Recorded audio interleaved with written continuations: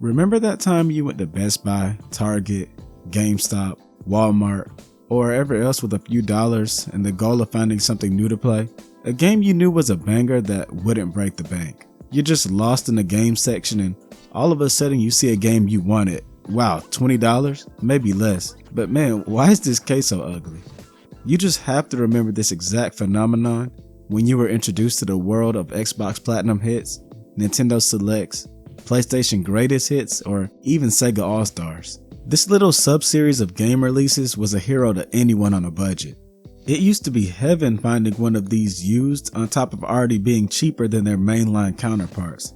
At least when that used copy actually worked. But there was a time when I sat back, started up my PS5 and thought, those used to be a thing. What happened to them? Isn't it so funny that there's multiple generations that have no ties to seeing those ugly covers? So today, let's take a look back and appreciate these wallet savers, and I'll explain exactly how they started and where they went. Oh, and if you like nostalgic cultural lookbacks like this, feel free to like and subscribe because that's what we do here. Now, let's get on with the video. This program was brought to you by the following sponsors. As a kid, my brainless self once looked at this branding and really wondered, what exactly was the difference between it and the normal counterparts? Was there some group of players voting these games as the best in the console's library? I know, stupid. Each of these variations had the same deal, be it Microsoft's Platinum Hits, Nintendo's Player's Choice, Sega All-Stars, or Sony's Greatest Hits. They were all the same thing. Re-releases of top-selling titles sold at a lower price point. It all started in 1996 when Nintendo was darn near solely ruling the entire gaming world with the Super Nintendo and Game Boy. To keep their hot sellers, hot, they'd introduced the world to a new branding with the Player's Choice seal. This gold mark showed that whatever game branded with it had sold over 1 million copies and would keep with Nintendo going into the 64 era. But back then, it didn't come with some discount like we remember from generations later. Nah, the price cuts introduced by being part of this new line wouldn't show up until 1997. Hey, plumber boy, mustache man, your worst nightmare has arrived. Pack up your stuff. I got a little surprise for you here. Check it out. When Sony would introduce the world to the PlayStation hits with NHL Face-Off, NFL Game Day, Warhawk, Battle Arena Toshinden, and Twisted Metal. For Sony, the game had to be out for a year and have sold 150,000 copies. But that minimum would change as time went on, with 400,000 copies needing to be sold for PlayStation 2 and 9 months of shelf life. Anyways, Sony would bring in the idea to sell these hits at a discount, usually around the $20 mark and sometimes way less if you count the multi-game packs that contain multiple games at the same point. $19.99 for PlayStation's Greatest Hits is a really good deal.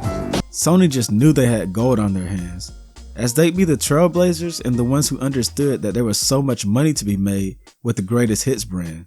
They knew all their first party games were bound to reach their requirements, meaning whoever didn't buy at release price would be more than tempted to purchase at a way lower one.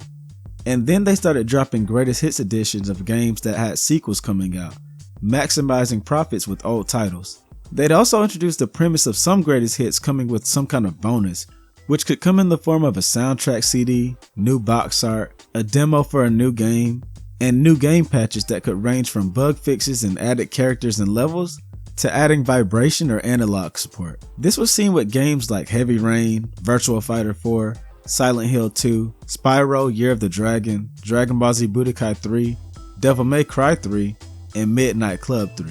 The others would follow behind this new tactic, with Sega introducing its Sega All-Stars budget branding for the Dreamcast, Microsoft its Platinum Hits for Xbox and the 360, and finally, Nintendo and its Player's Choice for the GameCube and Game Boy Advance, which would become Nintendo Selects in the Wii and Wii U eras.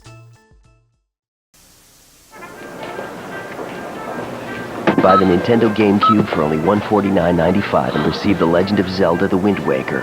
Go ahead, take it. And a playable bonus disc. Free. This branding was essential for a 2000s kid. We didn't care about a box, we didn't know the originals would be more valuable in the future, and honestly, a lot of us didn't even know what the difference was between the two. We just saw a cheaper version of a great game that we could actually afford.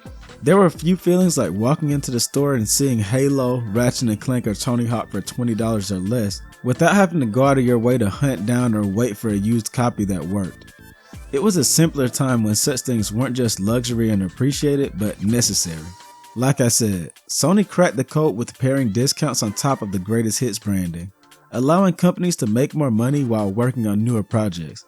But honestly, screw the companies.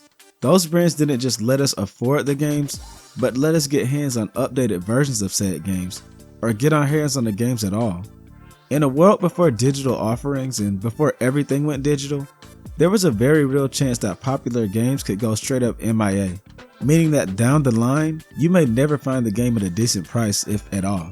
You see the remnants of that in games that are now hidden gems like The GOAT, God Hand, or Killer 7. But these kept that from being the case with titles that proved their mettle. Now, if you heard what I said there, then you probably know exactly what killed off this obsolete branding, right? Same thing as everything else, the internet. Each of these companies, other than Sega, who died in the early console realm, would continue to support their respective greatest hits brands for years. However, each of them would put an end to it come the 2010s, with Nintendo's finale being on the Wii U and 3DS, Sony on the PlayStation 4, and Microsoft on the Xbox One. See, by this time, each of the industry giants had found their footing in the online world, with digital sales booming. Many players were finally groomed into simply owning games without needing physical media anymore.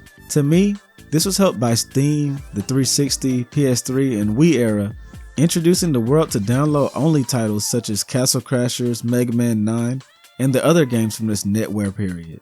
The introduction of subscription services such as PlayStation Network and Xbox Gold also helped here, as they both came with downloadable games which helped ease many into downloading full games to their consoles. Physical media wasn't needed so much anymore, especially with those discounts beginning to simply pop up on online storefronts. And you know what else helped phase these out? When companies found ways to resell these games at a full price instead of a discount. Yeah, I mean around the period when, especially Sony, found out they could quote-unquote remaster everything instead of re-releasing. Remasters that are often criticized for being full price with minimal changes, sometimes not even a decade after the original release. Like I said, Sony has become infamous for this cash grab strategy, and it's a popular source to point the finger of the greatest hits killer. Fast forward to now and yeah, we just don't need greatest hits, platinum hits, or any more hits, because it's all obsolete. Streaming and digital sales made the entire program pointless, especially with there being no real point to physical games anymore since they're all just digital keys. I threw up a little bit saying that. Back then, those red PS2 labels or silver Xbox Platinum hits were a genius move. Games hit big sales numbers, Sony and Microsoft reprint them cheap, slapped on a special branding, and stores got fresh stock to fill those budget bins. This was needed in a physical only world. Reprints kept supply high, prices low, and everyone could grab GTA San Andreas or Halo without waiting for a used copy or paying full price forever. But digital changed everything. When PS4 and Xbox One hit, there was no more need to print extra copies to keep shelf stocked, as games stay available forever on PSN or the Xbox store. If you abuse the watchlist function like me, you'll notice that discounts happen constantly both there and via Amazon, so a permanent greatest hits brand isn't required anymore. Especially in a world when no one is relying on the in-person surprise. First party stuff drops to like $20 or $30 regularly without needing a new label. As with everything else in the world, convenience won. We don't have to look for that specific red label at the mall anymore. However, that ritual is what we really miss. Walking into EB Games, seeing a wall of greatest hits, feeling like you scored a deal on a classic, it's all a part of that brand of nostalgia that you can still feel. And back then, it was like a badge of honor if you ignored how ugly it made those game covers. Just looking at them is strong enough to take you back. Psychologically, it's all about that shift from event-driven buying to instant access. Our brains love the dopamine of the find versus just opening tabs and adding to cart these days, even if that comes with its own brand of benefits, like finding deals on games you never would find in person. We just don't need greatest hits anymore. But man, it felt good when we did. Listen, do you miss the greatest hits era? Is there any game under the brand that hits different for you? I'd love to hear about all that and anything else that resonated with you in the comments below. Thank you so much for watching. If you enjoyed, please like and subscribe. and I hope I see you in the next one. Take care.